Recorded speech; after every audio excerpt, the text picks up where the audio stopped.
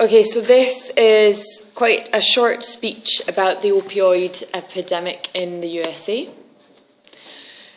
There's nothing too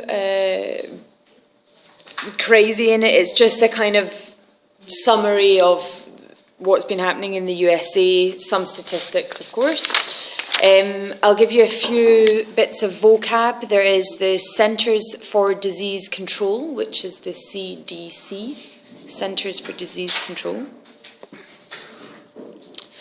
I'll mention some painkillers like OxyContin and Vicodin. Painkillers, you could just generalise it.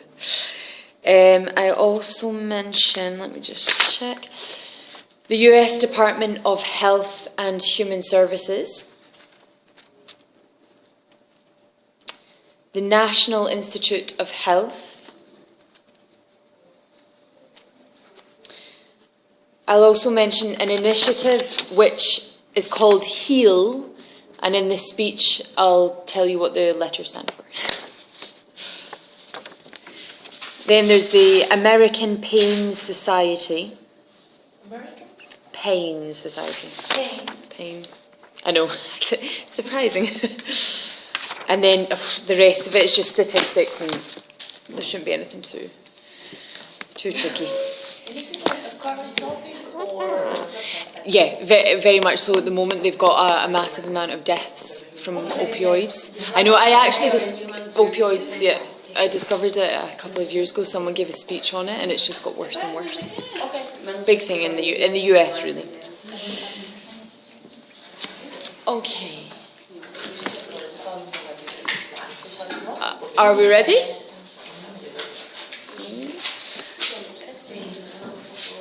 Okay, here we go. Dear colleagues, sorry, let me time this. Let's start that again. Dear colleagues, since 2010, the opioid epidemic has increased dramatically in the USA. Now, opioids are drugs which are often prescribed as painkillers. However, along with pain relief, they also provide euphoria to the user, which makes them incredibly addictive. It's gotten so bad that the Centers for Disease Control, or the CDC, announced that in 2017 in the USA, a record 72,000 people died from drug overdoses, of which the majority of deaths were caused by opioids. How is it possible that in 30 years, give or take, this drug has gone from being prescribed as a pain reliever to now being deemed as part of the worst drug crisis in American history?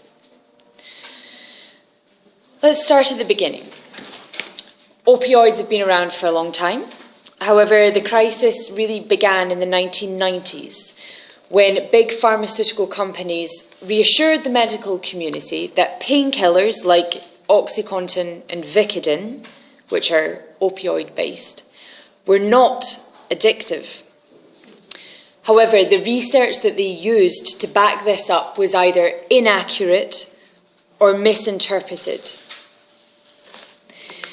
This meant, however, as many doctors followed this research, it led to an overprescription of these painkillers. And by the time that it was established that they were highly addictive, it was too late. In 2010, there were a lot of efforts made in order to try and curb the number of opioid painkiller prescriptions. And this meant, in fact, that a lot of addicts turned to heroin, which was widely available and cheap. The number of deaths caused by overdoses from this drug started to rise significantly. Many of these heroin users, 80% to be more specific, said that prior to using heroin, they had misused prescription opioids. In 2017, the US President, Donald Trump, declared the opioid epidemic as a national public health emergency. Along with the many tragic deaths of people overdosing on opioids, the CDC also estimates that the economic burden of prescription opioid misuse in the USA is around $78.5 billion per year. Now, in 2018, this epidemic statistically causes more deaths in the USA than car crashes, AIDS, or gun violence. Now, in response to this tragic situation, the US Department of Health and Human Services has devised a 5-point plan to combat the epidemic. And I'll just go through these 5 points. Firstly, they want to improve access to treatment and recovery services. Secondly, they want to promote the use of overdose reversing drugs. Thirdly, they want to strengthen the understanding of the epidemic through better public service surveillance. Fourthly, they want to provide support for cutting-edge research when it comes to pain and addiction. And finally, they want to advance better practices for pain management. Now, in response to this plan, the National Institute of Health announced a new initiative in April this year, which is called HEAL. Now, this stands for Helping to End Addiction Long Term. So, helping to end addiction long term. This initiative should roughly double the amount of funding dedicated to pain and addiction research, which in 2016 was $600 million.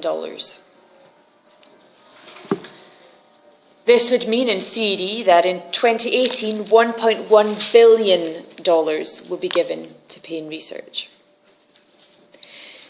Many people have applauded this initiative, including William Maxner, who is the president of the American Pain Society. He believes that a lack of funding in this area has stopped many innovative therapies being discovered, so he very much welcomes the new initiative.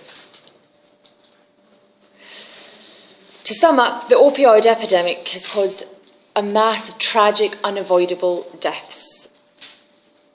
The first step towards controlling this epidemic has already been taken by the US government, but more has to be done in order to deal with this situation. Thank you very much.